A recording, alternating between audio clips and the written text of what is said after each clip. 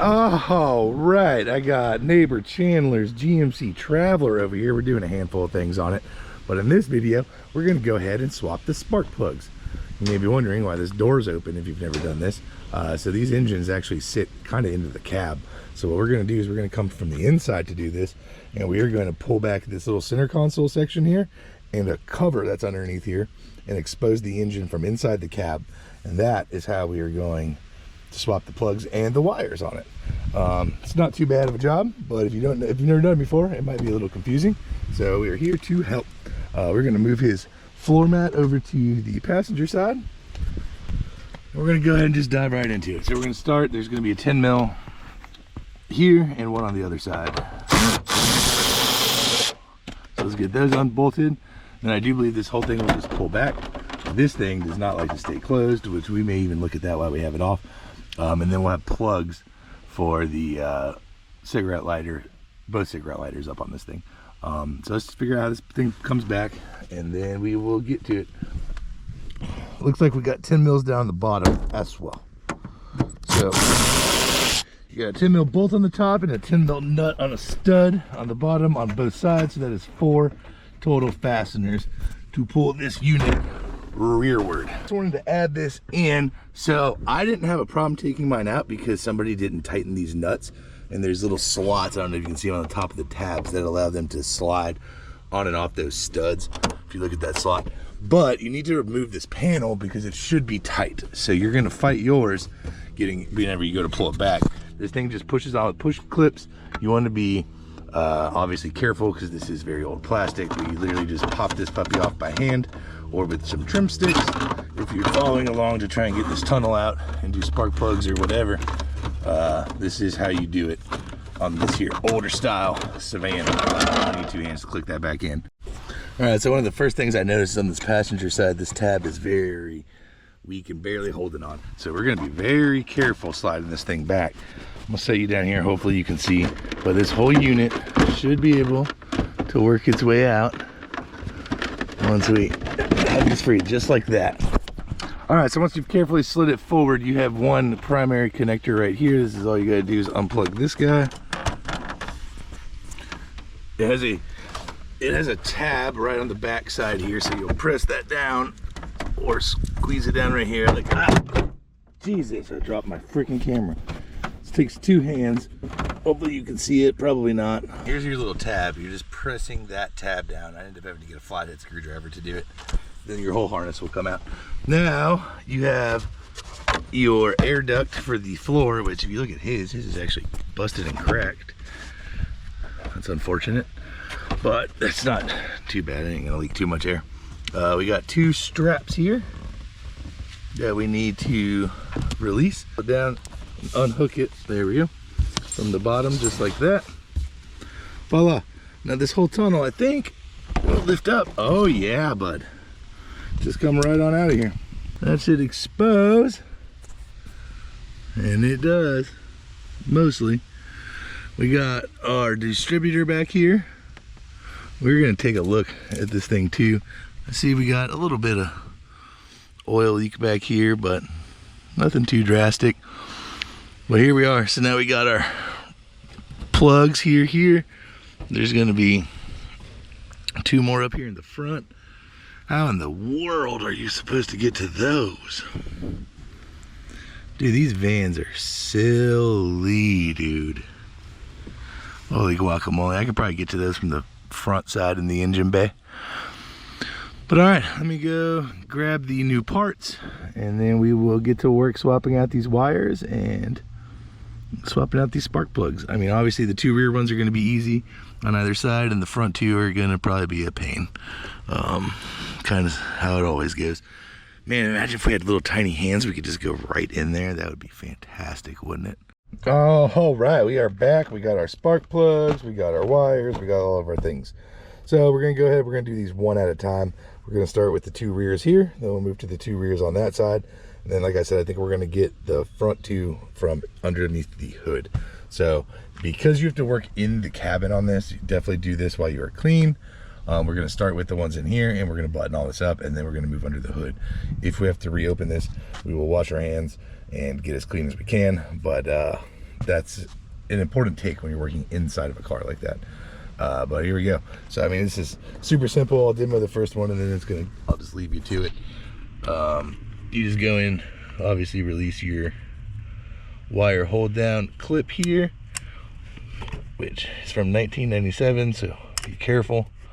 Whew. All right, now we're gonna follow it up. Like I said, we're gonna do one at a time. So this wire comes up, plugs into our distributor up here at the very top side. So we'll try and get it loose down here on the bottom. Man, they do not give you any room to work in here, do they?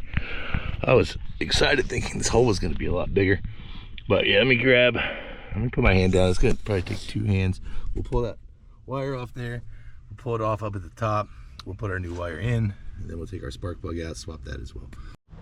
Well, y'all, just want you to know, this sucks. It's not enjoyable. So it wouldn't be bad. I actually haven't even taken off this front one yet. That one's still in there. I went with that one that I could see, and the freaking dipstick tube's in the way. So it is a nightmare to get on it, man. So I ended up having to use a 1/4-inch drive flex head ratchet with an adapter 2 3/8 to get the exact right length. You better hope this thing's not from up north, because breaking that loose with a 1/4-inch drive ratchet is going to be near impossible. But luckily this is a Texas motor, so I was able to break it loose. So now we're going to use this same setup to go for the front one that I can't see. You just kind of got to do it by feel. But at least hopefully I can grab that one and ratchet it, because there's no dipstick tube in the way. But geez Louise, man, what a pain in the rear.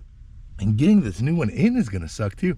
I like literally used a magnet stick to hold the end of this. I used a magnet stick to hold the socket in place while I ratcheted it to get it all the way out. There's just no room down there, man. Just none. They couldn't have given you another 4 inches so you could put your hand in some tooling down there. Like, what in tarnation? I guess that would have really compromised the wheel well though, or like your passenger foot well. I don't know. This is terrible though. By the way, I've worked on these before, but they're the newer models. So like, I've had like 2 in here, but when you pull this cover, it's just coil packs on the very top. It's super easy. You can get all 8 of them from inside. I haven't seen these old ones yet. This is something else. Well, once you get the setup right, it's actually not that bad. So 1/4-inch drive, 5/8 spark plug socket, and a little tiny adapter that gets you the perfect amount of spacing. I was able to shove my hand in right here and hold the socket while I rotated it. And then we got this guy in there too. That one was much easier than the alternative over there. So I'm gonna swap out these wires, then we're gonna pull these wires free. We do need to leave this tunnel off because we gotta swap the wires out. We wanna do this one by one. So we're gonna go ahead and get these 2 wires routed in place, and then we will move over to the driver's side and do the rears on that side. Hopefully they're not nearly as bad as this. And then, yeah, moving to the front. All right, we got the back 4 done. Whew, that was a pain. The driver's side's way easier than the passenger. Actually, let me walk in here and show you this real quick though. So what you're gonna wanna do is pull the 10mm bolt right there in the side that holds the clip retaining bracket, this guy right here, and get that out of your way. That'll make life a heck of a lot easier for you.